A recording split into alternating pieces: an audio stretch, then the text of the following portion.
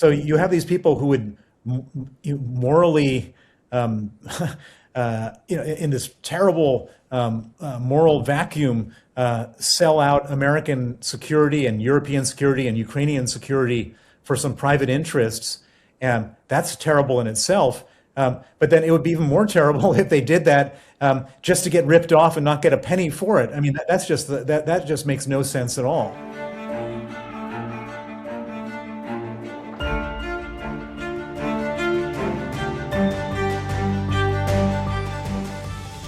Hello, I'm Maddie Hale and welcome to the Trump Report. Today I've got Sir Bill Browder all the way home from the Munich Security Conference to kind of walk us through really what happened. And just a reminder that you can watch us every day, Monday through Friday on the Trump Report YouTube channel, or you can stream us as a podcast wherever you get your podcasts.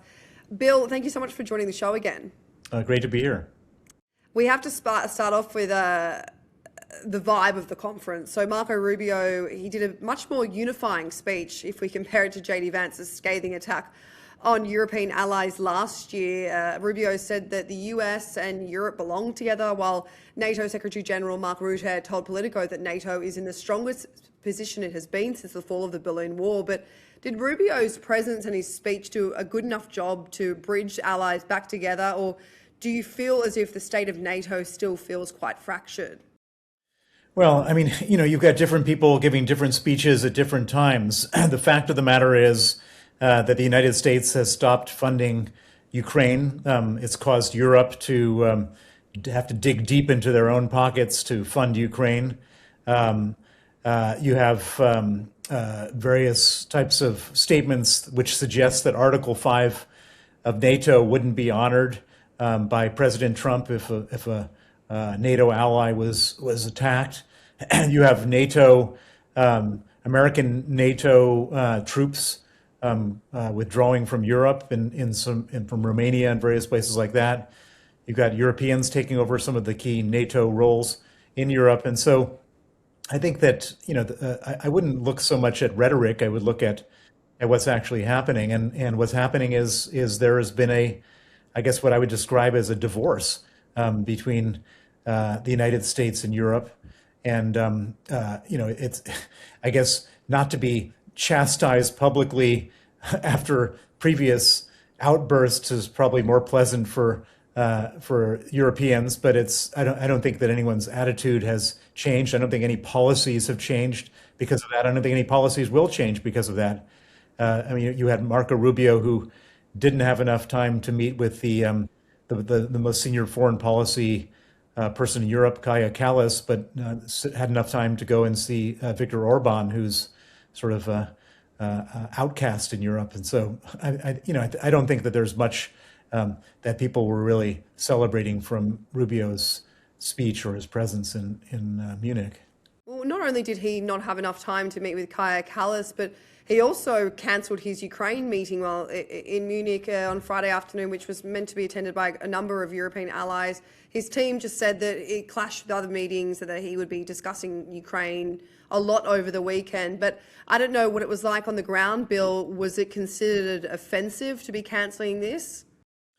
Well, I mean, I think that everyone is sort of has already been offended after, the whole Greenland, taking over Greenland scenario and about 1,000 other things. So I don't think anyone is particularly offended by anything at this point. I think everybody is just getting on with things. I mean, I would say that my big takeaway from the Munich Security Conference is that Europe is doing what it has to do for its own defense, doing what it has to do for Ukraine's defense, and basically, understanding that whatever previous alignments and treaties that Europe had with America are not going to help Europe to exist peacefully in the future, and Europe is going to have to take care of it for themselves. And we see, Marco Rubio, as we mentioned, cancelling this meeting, saying he's too busy. But as you mentioned, Bill, he's now over in Budapest. He's just spoken. He said, usually when a president tries to engage himself in peacemaking and ending wars, that's applauded.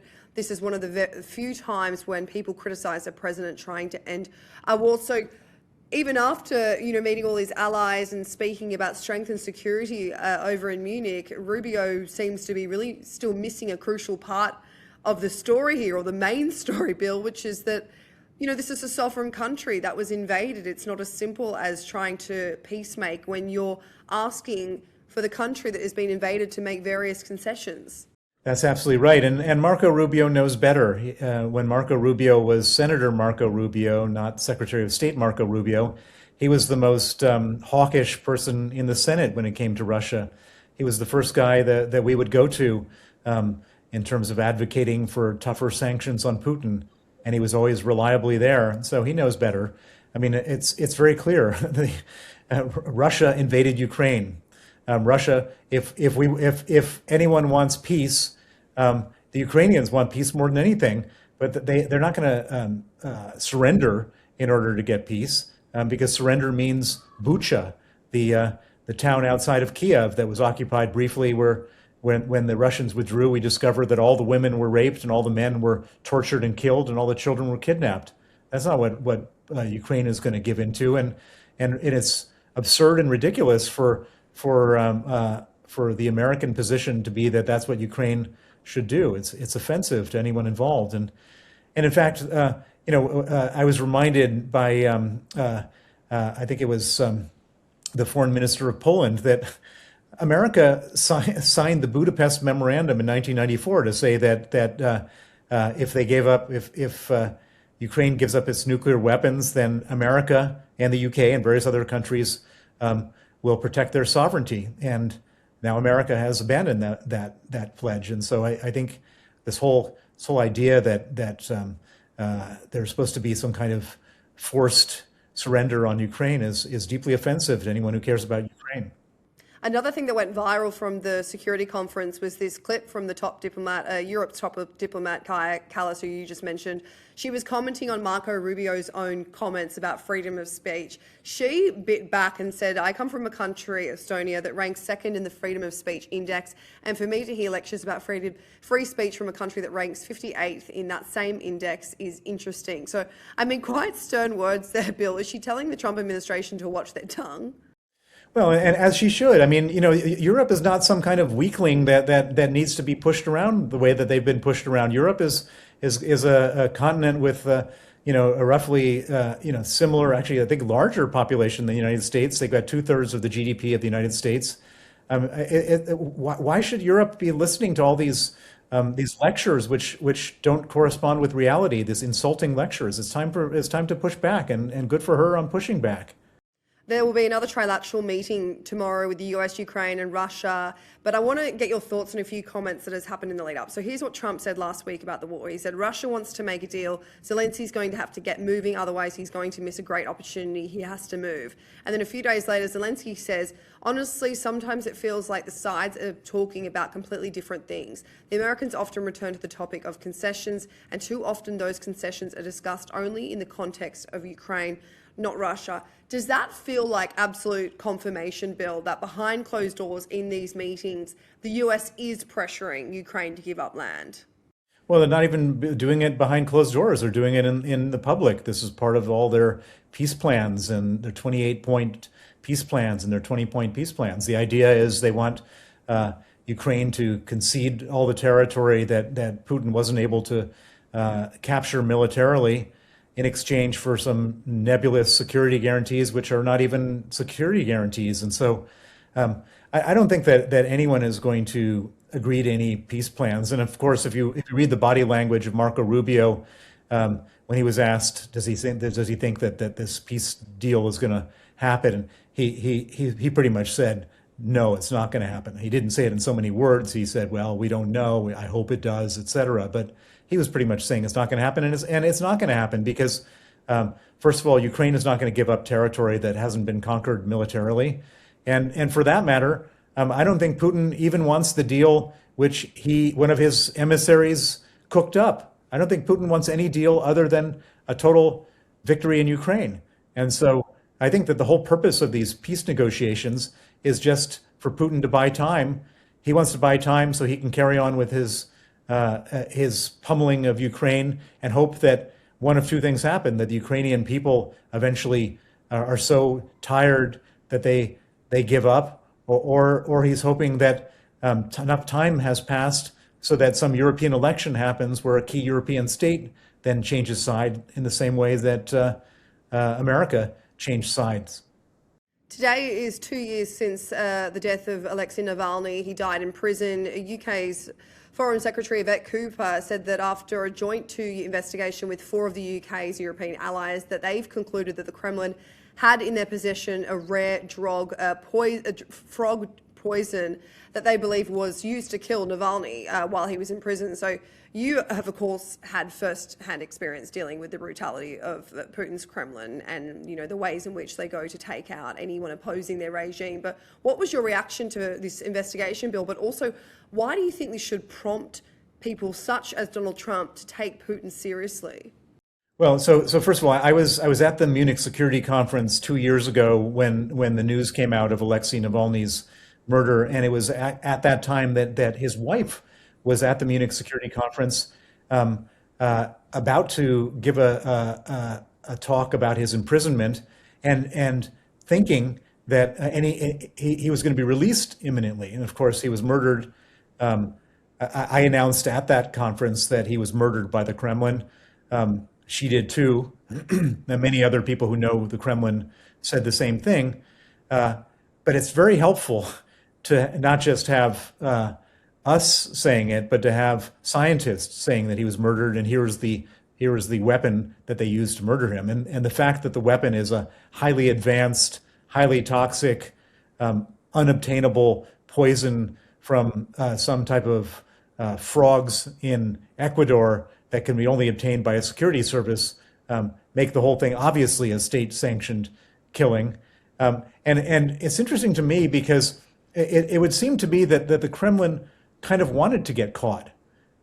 They wanted to get caught to send a message that if you disrespect Vladimir Putin, if you call out his corruption, if you tell the Russian people that they shouldn't obey his orders, that you'll die some horrible death using some horrible poison. That's usually the message they want to send. They used to use polonium. They killed Alexander Litvinenko, who was a traitor to them. They tried to kill Sergei Skripal, who was a traitor to them, using Novichok. They also tried to use that on Navalny. It didn't work. And now they're using this Ecuadorian frog poison as their newest poison du jour. Well, on that note, Bill, and just we'll get back onto what's happening on the global space in a minute, but I want to get your thoughts on this comparison because I found this quite interesting. Of course, on the anniversary, the 2-year anniversary of Alexei Navalny's death, and then over in the United States, after the botched release of the Epstein files, you have Republican Congressman Thomas Massey tweeting on Friday. He said, "I'm not suicidal. I eat healthy food. The brakes on my car and truck are in good shape. I practice good trigger discipline. I never point a gun at anybody, including myself. There are no deep pools of water on my farm. I'm a pretty good swimmer." This in conjunction with Marjorie Taylor Greene at the end of September last year. She tweeted, "I'm not suicidal. I'm the happiest, healthiest person you will meet." And then even a New York Times journalist, Seth Abramson, who's covering the Epstein files, he said, "I'm not suicidal. I don't drink or do drugs. My blood pressure, my cholesterol are normal. I don't engage in high-risk activities." I mean, when I woke up to read, obviously Marjorie Taylor Greene's was last year, but when I woke up to read an elected official feeling the need to have to declare that he's not suicidal because he was worried that pushing transparency over the Epstein files could get him killed. I mean, this has to mirror what has been going on in Russia under Putin's regime. Well, let's hope not. I mean, so far, the level of authoritarianism in America has not led to assassination of opposition politicians or journalists yet. Let's hope that it doesn't get there, because of course, if it does go there, then this is a very, very slippery slope. I mean, you're obviously an American, Bill, so when you read stuff like this, this has to be one of the most abnormal things to come out of the Trump administration so far, I think.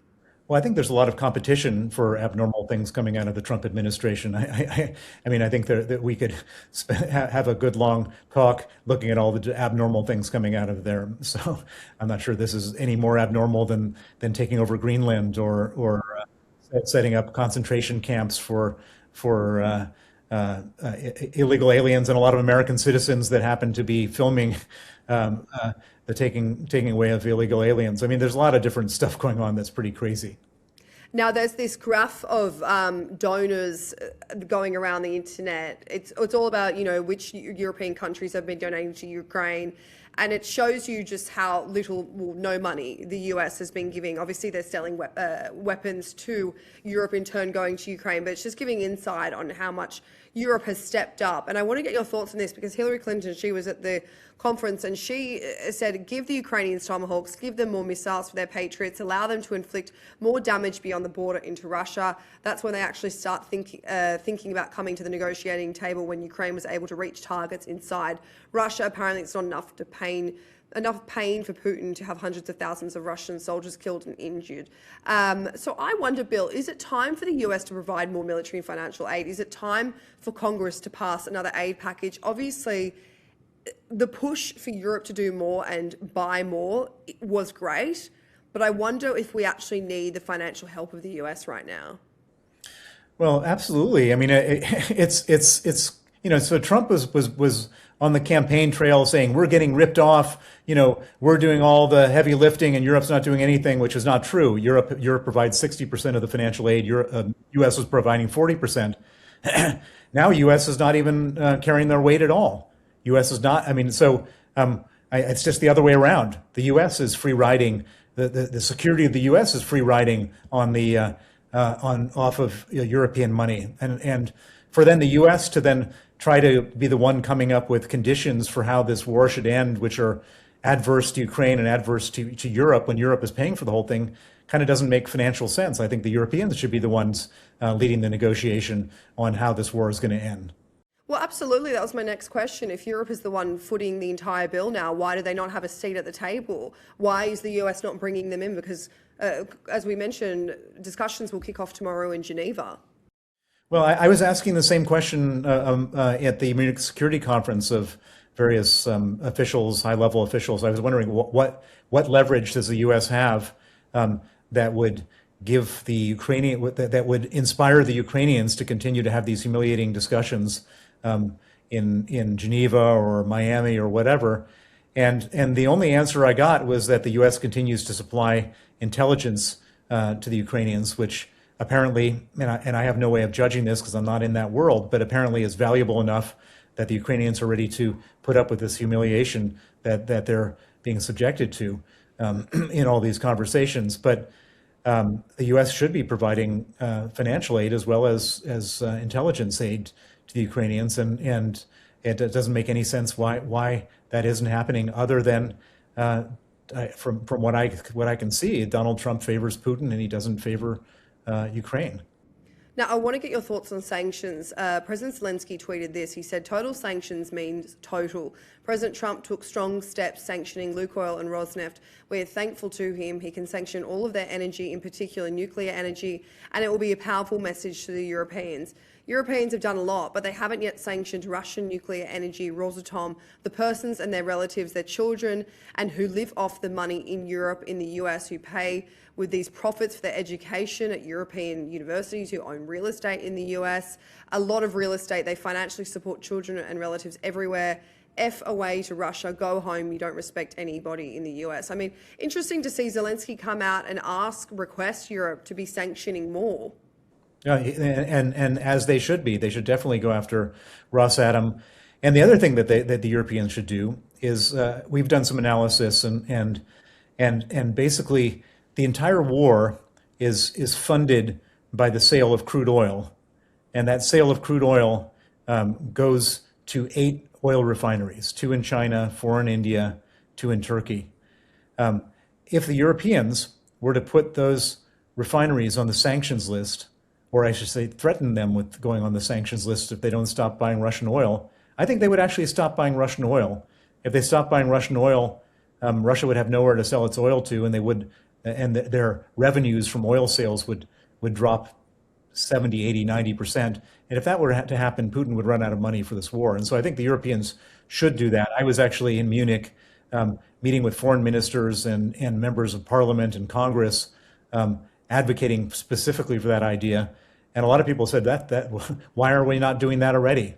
So, I mean, I think there's a lot of things that can still be done. I support Zelensky's call for sanctioning Rosatom, but more importantly than that, I think that we should go after the refineries, because these 8 refineries basically are the key to all of Putin's money.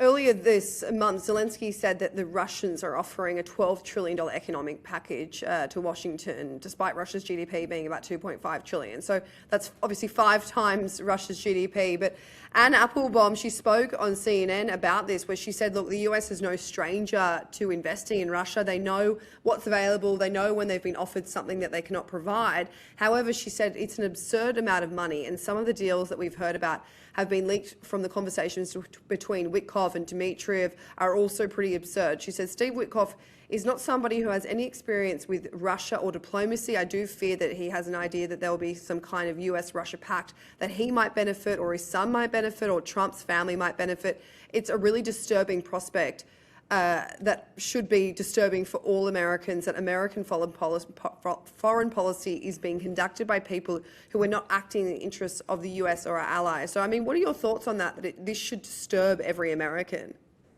Well, there was a Wall Street Journal article that came out a couple of months ago, which sort of listed out all the business deals that that various people who were close to the president wanted to do with Russia. And my first reaction when I saw that was, first of all, why would America give up its strategic position on Russia? Why would America sell Ukraine down the river for some business deals for some private individuals? And then my second reaction to that is, having been the largest investor in Russia for a decade, I know that the Russians don't want or don't and will not allow foreigners to make any money. So you have these people who would morally, in this terrible moral vacuum, sell out American security and European security and Ukrainian security for some private interests. And that's terrible in itself. But then it would be even more terrible if they did that just to get ripped off and not get a penny for it. I mean, that just makes no sense at all. So, Bill Browder, thank you so much for joining the Trump Report. Thank you.